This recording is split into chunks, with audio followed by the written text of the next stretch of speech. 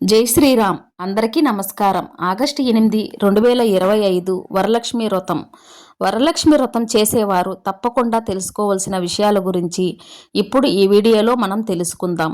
ముందుగా ఈ వీడియోకి ఒక లైక్ కొట్టి మా ఛానల్ని సబ్స్క్రైబ్ చేసుకోండి. లైక్ కొట్టడం మాత్రం అస్సలు మర్చిపోకండి. అలాగే దయచేసి వీడియోని ఎక్కడా స్కిప్ చేయకుండా పూర్తిగా చూడండి. అప్పుడే మేము చెప్పే విషయాలు మీకు పూర్తిగా అర్థమవుతాయి. అలాగే జై శ్రీరామ్ అని కామెంట్ చేయండి. శ్రావణ మాసంలో పౌర్ణమికి ముందు వచ్చే శుక్రవారం రోజు వరలక్ష్మి వ్రతాన్ని మహిళలు ఆచరిస్తారు. స్వయాన ఆ లక్ష్మీదేవి వరాలు ఇచ్చే చల్లని తల్లి అయిన వరలక్ష్మీదేవిని అత్యంత భక్తి శ్రద్ధలతో పూజిస్తే కోరుకున్న కోరికలన్నీ తీరుతాయని, సకల సంపదలతో తులతూగుతారని, మహిళలు ముత్తైదువులుగా జీవిస్తారని ప్రగాఢంగా విశ్వసిస్తారు. ముఖ్యంగా తమ భర్త క్షేమం కోసం చేసే మంగళగౌరి వ్రతంతో పాటు కుటుంబం మొత్తం ఆయురారోగ్యాలతో అష్టైశ్వర్యాలతో జీవించాలని, కష్టాలన్నీ తొలగిపోవాలని కోరుకుంటూ శ్రావణ శుక్రవారం రోజున వరలక్ష్మి వ్రతం జరుపుకుంటారు. శ్రావణ మాసంలో పౌర్ణమికి ముందుగా వచ్చే శుక్రవారం అమ్మవారిని వరలక్ష్మి రూపంగా కొలుచుకుంటాము. ఏదైనా అనివార్య కారణాల వల్ల ఈరోజు కుదరకపోతే ఈ మాసంలో ఇతర శుక్రవారాల్లో ఈ వ్రతాన్ని ఆచరించవచ్చని పండితులు చెబుతున్నారు.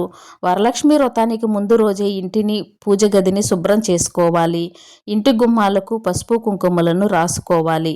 వరలక్ష్మి వ్రతం చేసుకునే రోజున మహిళలు ఉదయాన్నే నిద్రలేచి అభ్యంగన స్నానం ఆచరించి ఇంటిని మామిడి తోరణాలతో అలంకరించుకోవాలి. ఇంటికి ఈశాన్య భాగంలో ఆవు పేడతో అలికి ముగ్గులు పెట్టి మండపాన్ని ఏర్పాటు చేసుకోవాలి. ఆ తర్వాత మండపంలో బియ్యం పిండితో ముగ్గులు వేసి కలశాన్ని ఏర్పాటు చేసుకోవాలి. అమ్మవారి ఫోటోలు కానీ విగ్రహాన్ని కానీ ప్రతిష్ఠించుకొని పూజా కార్యక్రమాలు నిర్వహించుకోవాలి. పూజా సామాగ్రి, పసుపు గణపతిని, అక్షింతలను, తోరణాలు ముందే అన్ని సిద్ధం చేసుకొని పూజలను ఉపక్రమించాలి. అత్యంత భక్తి శ్రద్ధలతో అమ్మవారిని పూజించి అమ్మవారికి ఇష్టమైన పిండి వంటలను నైవేద్యంగా సమర్పించి ముత్తైదువులకు పసుపు కుంకుమలు, పండ్లు, తాంబూలాలు ఇచ్చి ఆశీర్వాదం తీసుకొని వరలక్ష్మి వ్రతాన్ని ఆచరించుకోవాలి. లక్ష్మీదేవిని ఈశాన్య దిక్కున పూజిస్తే శుభం కాబట్టి ఈశాన్య భాగంలో ముగ్గులు వేసి పూజకు స్థలాన్ని సిద్ధం చేయాలి. పీటకి పసుపు రాసి దానిపై ముగ్గు వేసి కుంకుమ బొట్టు పెట్టి దానిపై కొత్తటి తెల్లటి వస్త్రాన్ని పరిచి బియ్యం పోసి కలశాన్ని ప్రతిష్ఠించాలి. కలశపు చెంబుకి పసుపు కుంకుమ అద్ది దానిపై కొబ్బరికాయను ఉంచాలి. కొబ్బరికాయతో పాటుగా కలశంపై మామిడి ఆకులను ఉంచడం శుభసూచకము. అమ్మవారిని అష్టోత్తర శతనామావళితో పూజించిన తర్వాత తోరగ్రంథి పూజ చేస్తారు. ఇందుకోసం 3 లేదా 5 తోరణాలను సిద్ధం చేసుకోవాలి. ఆ తోరణాల కోసం దారాలకు పసుపు రాస్తూ తోర పూజలేని ఒక్కో మంత్రం చదువుతూ ఒక్కో ముడి చొప్పున 9 ముడులను వేయాలి. వాటి మధ్యలో కుంకుమ బొట్లు పెడుతూ అలా కుంకుమ బొట్టు పెట్టిన చోట పూలను ముడివేయాలి. ఇక పూజా సమయంలో అమ్మవారికి ఇష్టమైన ద్రవ్యాలు ఆవు నెయ్యి అంటే చాలా ఇష్టం. అందుకని పూజలో ఆవు నెయ్యితో చేసిన దీపం వెలిగిస్తే మంచిది. అలాగే ఆవు పాలతో చేసిన పరమాన్నం కానీ పాయసం కానీ నివేదిస్తే అమ్మవారు ప్రసన్నులవుతారు. వీటితో పాటు శక్తి కొలది తీపి పదార్థాలను అమ్మవారికి నివేదించవచ్చు. కొబ్బరికాయ, అన్నం, అరటిపండు అన్న లక్ష్మీదేవికి ప్రీతికరం కాబట్టి ఈ పండ్లను కూడా అమ్మవారికి నివేదించడం మరవకూడదు. వరలక్ష్మి పూజలో భాగంగా అష్టోత్తర శతనామావళి, మహాలక్ష్మి అష్టకం ఉంటాయి. వీటితో పాటుగా కనకదార స్తోత్రం, లక్ష్మీ సహస్రనామం, అష్టలక్ష్మి స్తోత్రం చదివితే అమ్మవారు మరింత ప్రసన్నురాలవుతారని పండితులు తెలియజేస్తున్నారు. ఇలా పూజ ముగిసిన తర్వాత ఒక ముత్తైదువుని అమ్మవారిగా భావించి ఆమెకి ఆతిథ్యం ఇవ్వమని చెబుతున్నారు. వరలక్ష్మి పూజ రోజున ఇంట్లో శాకాహారమే భుజించాలి. ముత్తైదువును సాగనంపిన తర్వాత భోజనం చెయ్యాలి. సాయంత్రం వేళ వీలైనంత మంది ముత్తైదువులతో పిలిచి తాంబూలాలు ఇవ్వాలి. అమ్మవారి పూజ ముగిసినా కూడా ఎట్టి పరిస్థితుల్లోనూ ఉద్వాసన చెప్పకూడదు. అలా చెబితే ఇంటి నుంచి లక్ష్మీదేవిని పంపినట్లే అవుతుంది. కలశానికి ఇరువైపులా ఏనుగు ప్రతిమలు ఉంచడం వల్ల మర్చిపోకూడదు. ఏనుగు ప్రతిమలు లేని పక్షంలో ఏనుగు రూపంలో పసుపు ముద్దలను కానీ పసుపు కొమ్ములను కానీ అమ్మవారికి అభిముఖంగా నిలపాలి. వరలక్ష్మి వ్రతం రోజు ఉపవాసం కానీ జాగరణ కానీ ఉండాలన్న ఖచ్చితమైన నియమమేమీ లేదు. కానీ పూజ ముగిసేదాకా ఎలాంటి ఆహారము తీసుకోకూడదు. పూజ చేస్తున్నంతసేపు మన మనసుని మొత్తం అమ్మవారిపై ఉంచి పూజ చేయడం వల్ల అమ్మవారి కృప మనపై కలుగుతుంది. ఈ విధంగా వరలక్ష్మి వ్రతాన్ని ఆచరించి అమ్మవారి కథ చదవడం లేదా వినడం చేయాలి. ముఖ్యంగా వరలక్ష్మి వ్రతం చేసేవారు, ఈ రోజున ఉపవాసం ఉన్నవారు రాత్రికి అమ్మవారికి సమర్పించిన ప్రసాదాలను నైవేద్యంగా స్వీకరించాలి.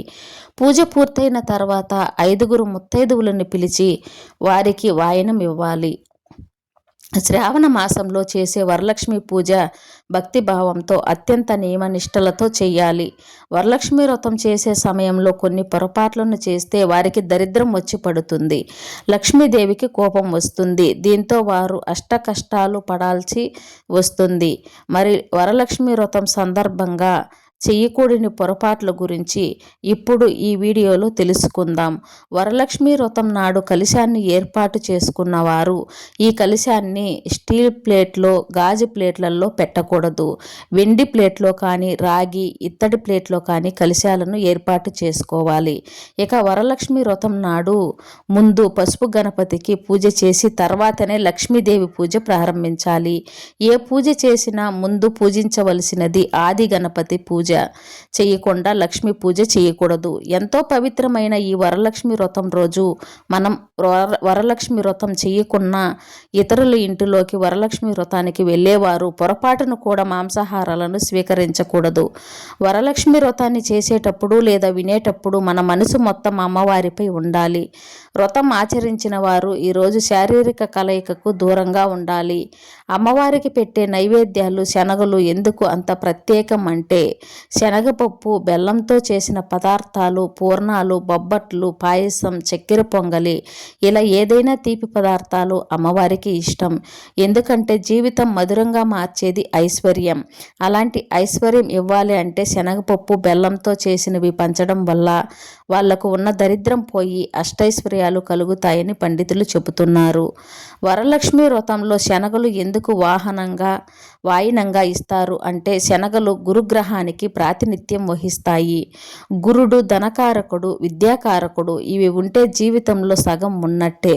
జీవితంలో డబ్బు, చదువు, భార్య భర్తలు చక్కగా ఉండటం, సంతానం ఇవన్నీ కూడా జీవితంలో లోటుపాట్లు ఉండవు. ఏ స్త్రీ అయితే వరలక్ష్మి వ్రతం చేస్తుందో ఆ స్త్రీకి కావలసిన సంతానం కానీ, మంచి దాంపత్యం కానీ, సంపద కానీ వీటన్నింటినీ పొందడం కోసం శనగలను వాయినంగా ఇవ్వడం జరుగుతుందని పండితులు చెబుతున్నారు. కాబట్టి శనగలను వాయినంగా ఇవ్వటం వలన గురుబలం పెరుగుతుంది. స్తోమతను బట్టి 9 మంది ముత్తైదువులకు వాయినం ఇవ్వడం లేదా ఒక ముత్తైదువుకు పూర్ణాలు శనగలతో కూడిన వాయినం ఖచ్చితంగా ఇవ్వాలి. ఇలాంటి జాగ్రత్తలు అన్నింటినీ తీసుకొని వ్రతం చేయడం వల్ల ఎటువంటి అమంగళకరము జరగదని పండితులు చెబుతున్నారు. జై శ్రీరామ్.